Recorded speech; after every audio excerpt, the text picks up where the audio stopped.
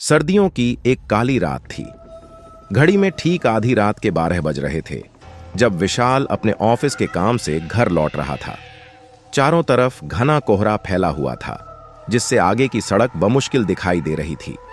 विशाल ने अपनी गाड़ी की हेडलाइट्स को और तेज कर दिया, लेकिन फिर भी रास्ता धुंधला ही दिख रहा था। सड़क पर सन्नाटा छाया हुआ था और चारों ओर एक अजीब सी खामोशी थी, जैसे कोई अनदेखी ताकत उसे घूर रही हो। कुछ देर चलने के बाद विशाल की गाड़ी अचानक रुक गई। उसने देखा कि सड़क के किनारे एक पुराना जर्जर सा घर खड़ा था। यह घर उसने पहले कभी नहीं देखा था, जबकि वह इस रास्ते से कई बार गुजर चुका था।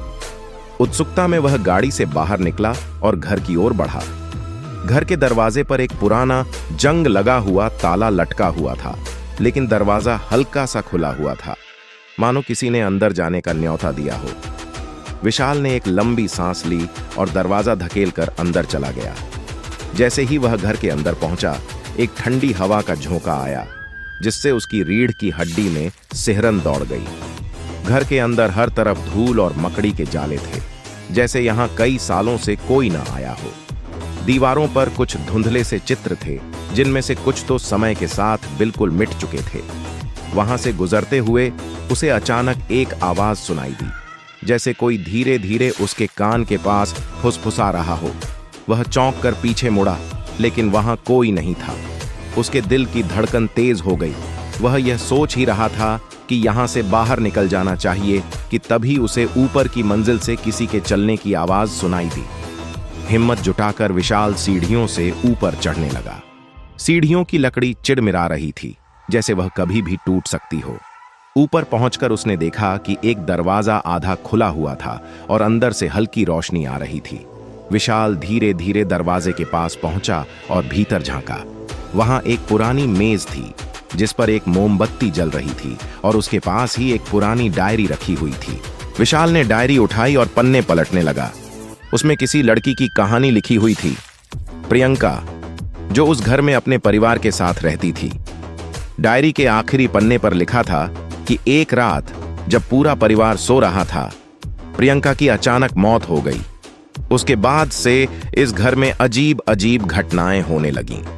लोग कहते थे कि प्रियंका की आत्मा इस घर में भटकती रहती है और जो भी इस घर में आता है उसे उसकी दस्तक सुनाई देती है। जैसे ही विशाल ने आखिरी पंक्ति पढ़ी, उसे अचानक अपने कंधे पर किसी का स्पर्श महसूस हुआ। वह झट से पीछे मुड़ा, लेकिन वहां कोई नहीं था। तभी कमरे के दरवाजे पर दस्तक होने लगी, धीरे धीरे, फिर तेज तेज। विशाल के चेहरे से पसीना बहने लगा और उसकी सांसें तेज हो गईं। वह कमरे से बाहर भागा और सीढ़ियों से नीचे उतरने लगा। नीचे पहुंचकर उसने देखा कि मुख्य दरवाजा बंद हो चुका था। उसने दरवाजा खोलने की कोशिश की, लेकिन वह टस से मस नहीं हुआ। तभी पीछे से किसी ने उसे पुकारा, विशाल। उसकी आवाज इतनी ठंडी और भयानक थी कि विशाल के पैर कांपने लगे। उसने पलट कर देखा तो उसके सामने एक धुंधली सी आकृति खड़ी थी। यह प्रियंका की आत्मा थी, जिसकी आंखों में सिर्फ गहरा अंधकार था। वह धीरे धीरे विशाल की ओर बढ़ रही थी, जैसे उससे कुछ कहना चाहती हो। तुम्हें यहां नहीं आना चाहिए था, प्रियंका की आत्मा ने कहा। मैं इस घर में फंसी हुई हूं और अब तुम भी मुझसे कभी दूर नहीं जा पाओगे। विशाल ने पूरी ताकत लगाकर दरवाजा खोलने की कोशिश की और अचानक दरवाजा खुल गया। वह तेजी से बाहर भागा और अपनी गाड़ी में बैठ गया। उसने गाड़ी स्टार्ट की और तेजी से वहां से निकल गया। लेकिन जैसे ही उसने मुख्य सड़क पर कदम रखा, गाड़ी की खिड़की पर फिर से दस्तक होने लगी, धीरे धीरे, फिर तेज तेज। विशाल ने डर के मारे गाड़ी की स्पीड बढ़ा दी, लेकिन वह दस्तक रुकने का नाम नहीं ले रही थी।